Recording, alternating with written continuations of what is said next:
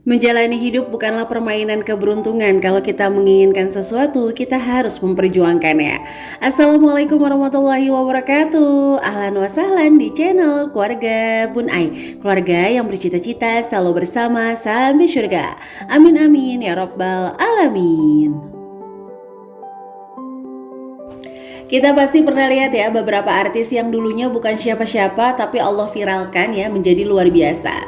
Mungkin kita bakal bilang kalau dia beruntung, kalau dia itu hoki. Kita bisa ngomong kayak gitu karena kita ngelihatnya cuman di saat itu aja tanpa melihat sejarah ke belakangnya, pahitnya kehidupan, perjalanan dia yang ibaratnya mencoba bertahan hanya untuk ya mungkin sekedar makan. Jadi kita balik lagi, Allah itu selalu adil untuk memberikan ujian sama manusia. Jadi jangan pernah khawatir ya teman-teman. Sama nih kalau ngomongin budgeting, kita bakal ngelihat orang-orang yang kayaknya aduh kok dia hebat banget ya budgetingnya, nggak gagal-gagal, kok dia hebat banget ya nahan jajannya, kok dia hebat banget ya untuk savings challenge-nya tuh selalu berhasil. Balik lagi teman-teman, Bun Ai yakin kok pasti dia ada ujian lain yang kita nggak tahu. Makanya Bunda selalu bilang bahwa budgeting adalah proses, nikmati prosesnya. Kalau baru sebulan, 2 bulan, 3 bulan gagal itu nggak ada masalah sama sekali.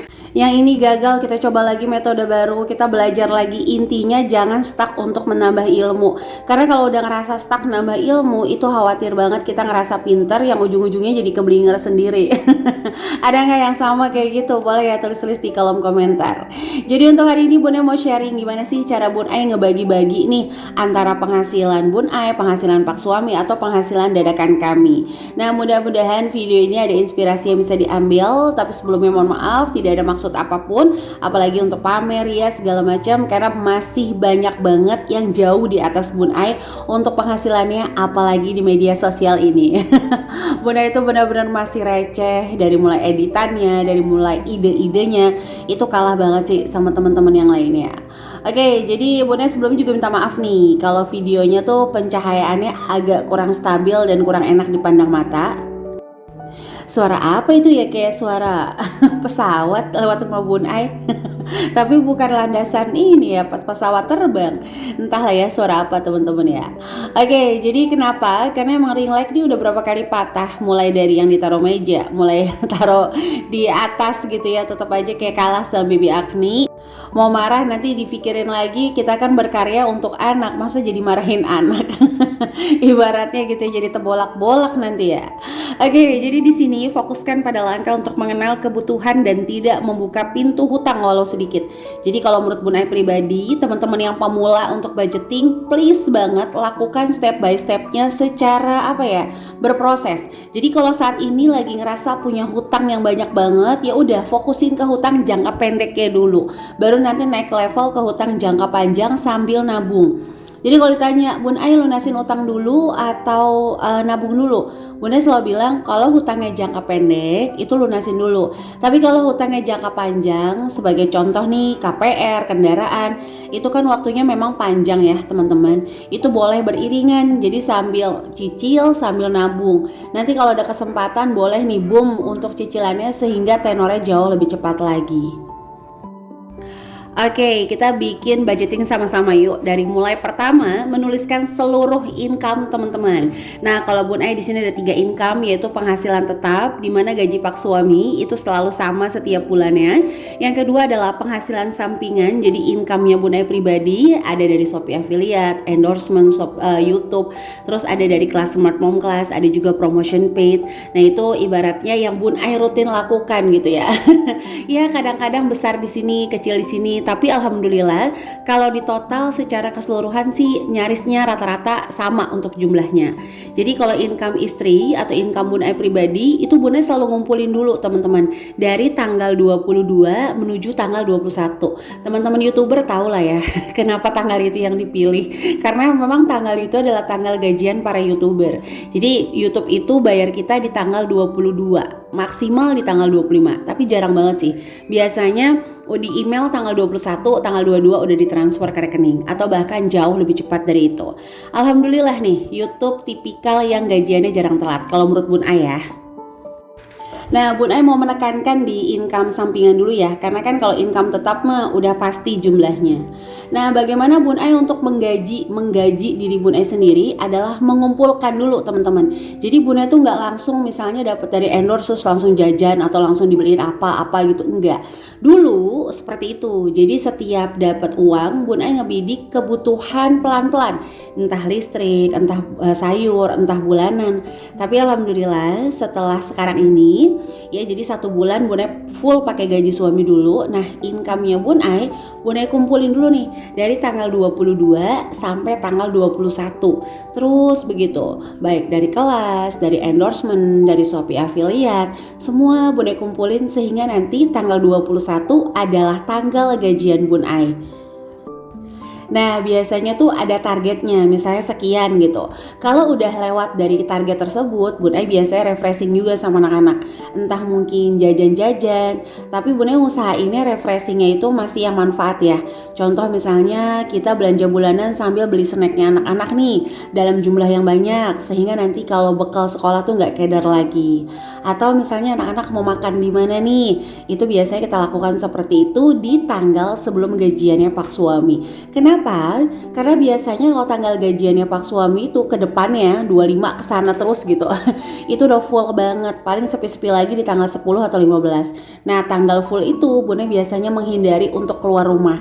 Karena kalaupun belanja di tanggal itu ya, suka secara psikologi tuh ikut fluktuatif.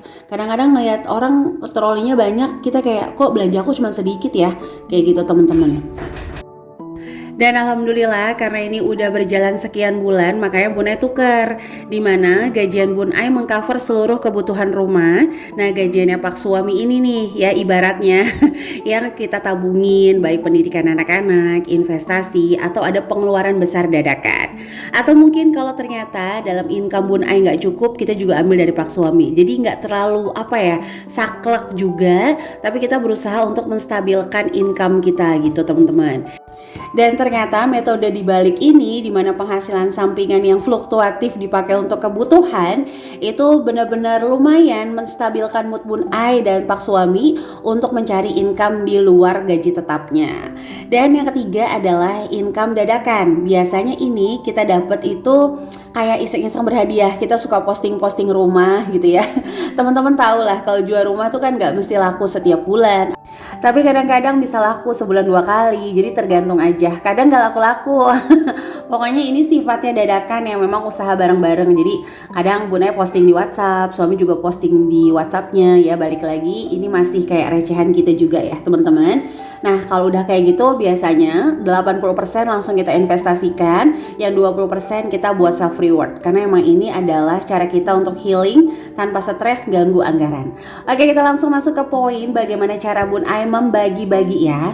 Jadi yang pertama, Bun Ai coba pisahkan dulu untuk kewajiban.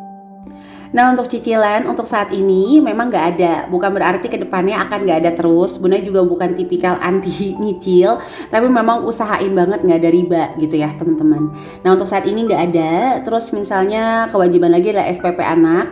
Pokoknya kewajiban ini yang sifatnya nggak akan berubah-ubah jumlahnya setiap bulan. Kayak iuran lingkungan, iuran kantornya Pak Suami, zakat itu nggak berubah-ubah. Karena memang zakat yang bulanan kita ambil dari penghasilan tetap. Nah, kalau yang penghasilannya fluktuatif gitu ya, atau turun naik, kita keluarkannya di bulan Ramadan, sehingga nanti sambil berbagi di bulan Ramadan tersebut biar bisa maksimal. Jadi kalau kewajiban saat ini Bunda cuma itu aja. Nah, baru deh dari setelah gaji dikurangin kewajiban, kita langsung list dulu kebutuhan. Jadi Bunda bukan tipikal orang yang cepet-cepet nabung, itu enggak ya. Bunda list dulu nih kebutuhannya. Kira-kira buat makan berapa nih? Kebutuhan rumah berapa? Listrik berapa? Dana traktir gue berapa, untuk transportasi berapa, baik Pak Suami, Bunda pribadi sebagai Kang Ojek rating 5 gitu ya. Butuh bensin berapa, itu biasanya kita list. Setelah ini baru kita lihat sisa dari income istri ini berapa ya. Nah, kita masukin deh ke dana darurat yang emang kemarin sempat habis untuk renovasi rumah ini. Dan yang kedua pastinya ini punya nggak punya kayak dipaksain gitu loh. Untuk pendidikan anak-anak ya, berapapun mau meskipun jumlahnya yang kita tentuin sekian, ternyata sanggupnya cuma sekian, tapi kita kayak pokoknya haruslah meskipun sedikit tuh nabung untuk pendidikan anak, karena memang pendidikan anak kan ngambilnya dari income pak suami ya. Nah teman-teman, kalau ada pertanyaan boleh tulis aja di kolom komentar, nanti Bun Ai jawab di video selanjutnya.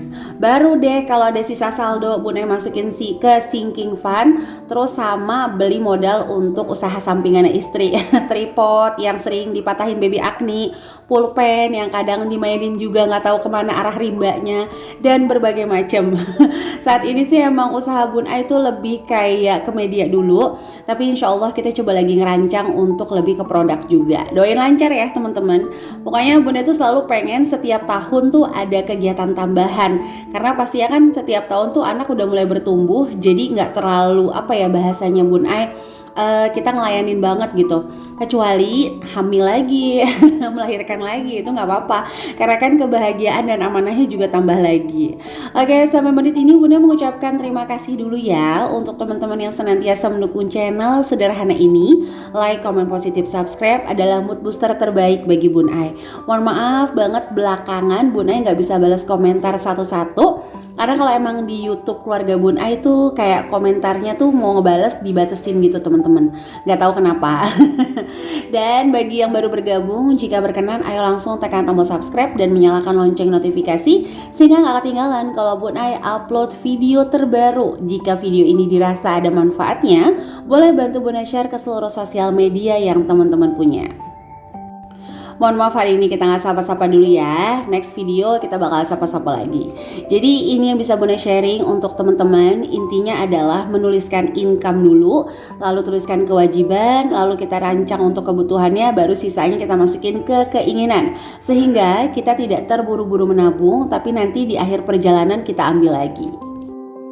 Karena kalau kejadian itu terus berulang-ulang, yang kita khawatirkan adalah pola pikir kita kayak ngerasa gak semangat untuk nabung ya teman-teman. Jadi ada pertanyaan apa, boleh langsung aja tulis di kolom komentar. Ini aja bisa Bunda sharing untuk hari ini. Sampai jumpa lagi di video Bun Ai selanjutnya. Kurang lebihnya mohon maaf. Wassalamualaikum warahmatullahi wabarakatuh.